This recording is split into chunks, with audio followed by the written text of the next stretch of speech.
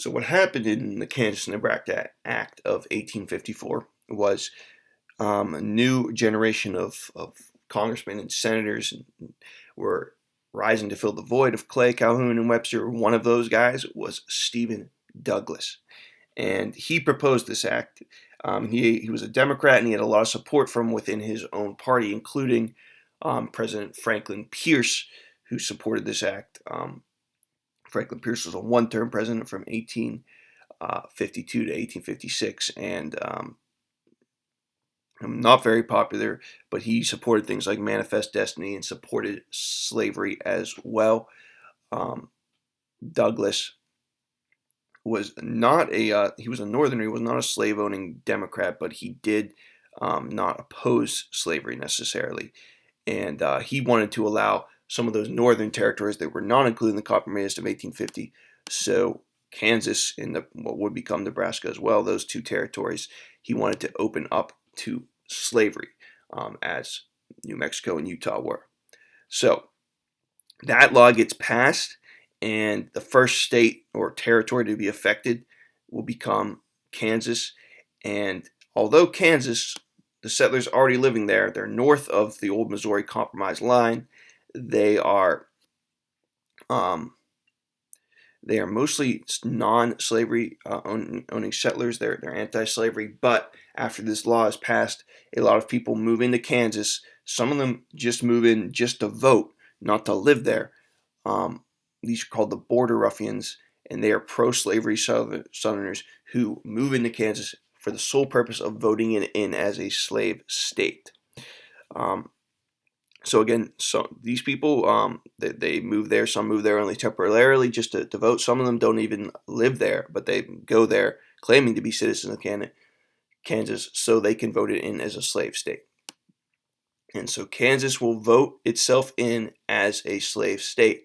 But there are people within Kansas that disagree, and they know what's going on. They see these border ruffians moving in just to vote it that way, and they refuse to recognize the state of Kansas government because it is a slavery government, and they form their own government, and that is an anti-slavery government. And essentially you have two state governments of Kansas, one pro-slavery, one anti-slavery, and they start to clash and fight with one another. So this is in 1856 at this point, still 5 years before the Civil War will start. But 200 people are killed over this fighting between the two groups, the governments, the anti and pro-slavery forces. It's called Bleeding Kansas, and some people consider it the first bloodshed of the Civil War. Certainly towns were set ablaze and people lost their lives. Back in Washington, what are they doing about it? Well, not much except for fighting over it. So Northern and Southern, or again, the sectionalist factions are arguing. It's becoming increasingly pro-slavery in the South and increasingly anti-slavery in the North. Those two ideas of slavery and sectionalism are now combined.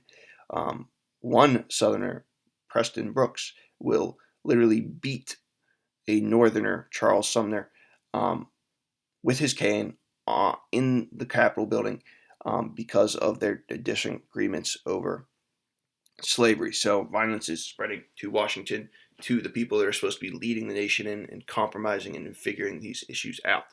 Things are getting worse, not better.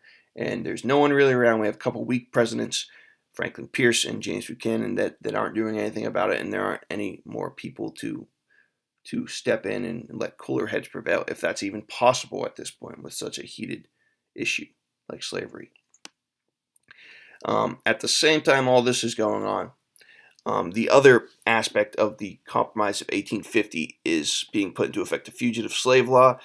I don't know why that is spelled wrong, but we'll fix that here if I can, because it's annoying me.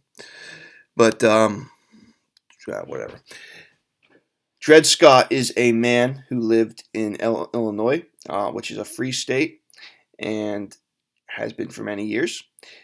Dred Scott himself was born in the South and born a slave and owned by a slave owner who had moved to Illinois.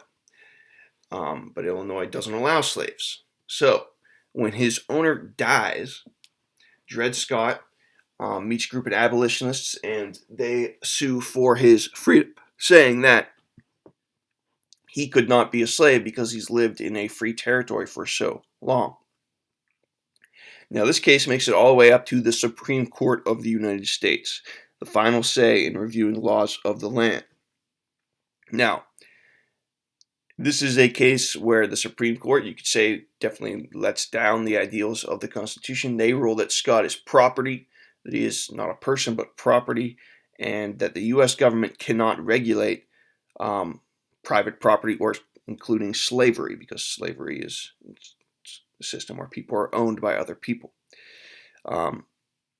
So what it also says is basically says the Missouri Compromise was illegal because it was regulating slavery and private property, and slavery can be legal anywhere. It can go anywhere. It can go anywhere on this map. It can be Nebraska or Kansas. It could be Utah. It could be New Mexico. It could be new territories anywhere in the world the United States decides to make new territories. That is unacceptable in the North, and really just heightens the tensions even more. You have this man who is being forced into slavery, and the Supreme Court is ruling on the side of pro-slavery factions. So with all this going on, Bleeding Kansas, the Dred Scott case, the Fugitive Slave Act,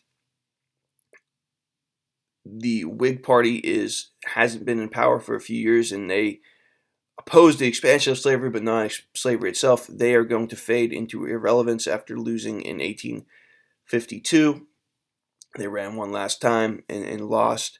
But a new party will come to take their place, and this party will be, though they're not all abolitionists in the outright sense, they are going to be associated with their main goal of ending slavery. They're born out of the death of the Whigs, out of anti-slavery Democrats who are not liking how radicalized that party is becoming in terms of slavery. And also this party I mentioned a few lectures ago, the Free Soil Party, which their only real goal was to oppose slavery. So the Republican Party will be born out of those groups all coming together to replace the Whigs, who kind of died after not achieving too much success in their 30, 40-year existence. And they will first run a candidate, John C. Fremont, a hero of the Mexican War and a Western explorer in 1856.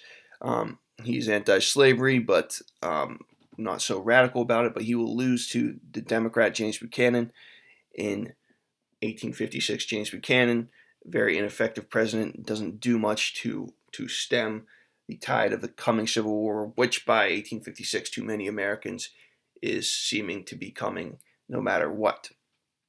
Buchanan is also the only president that's from our state of Pennsylvania, and he's not too fondly remembered for pretty much doing nothing leading up to the Civil War. So all these events lead to a Civil War. The election of 1860, which we are going to talk about the start of next week, is the final straw for many people, where a president who is seen as fully anti-slavery, even though maybe that's true, maybe that's not true, is elected in 1860. That is Abraham Lincoln. And we will pick up with that next week.